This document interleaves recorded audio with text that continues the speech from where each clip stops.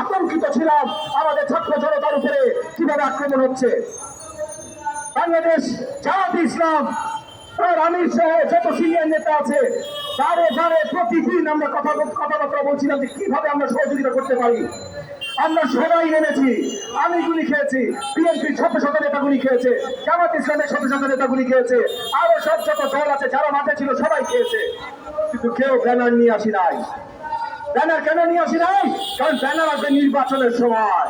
এখন পুরো দেশ একসাথে, এখন কোন ব্যানারে আলাদা হওয়া যাবে না। এখন একটা দাবি, শেখ হাসিনা কবে যাবে। শেখ হাসিনা গেছে কিন্তু তার দোষরা যায় নাই, এবং যতই আমরা ভরসা রাখবো ততই দোষরা ফেরত আসার সুযোগ পাবে। তো আমি ধন্যবাদ জানাই বাংলাদেশ জাতীয়তাবাদী দল এবং তার চেয়ারম্যান, বাংলাদেশ জামাত ইসলাম এবং তাদের সিনিয়র নেতৃবৃন্দ, এবং আরো যত দল আছে তাদের সিনিয়র নেতৃবৃন্দ যারা রাজপথে ছিলেন, যারা কাজ করেছেন এই আন্দোলন বাস্তবায়ন করবার জন্য। আমরা নির্বাচন নিয়ে একটু কথা বলতে হবে।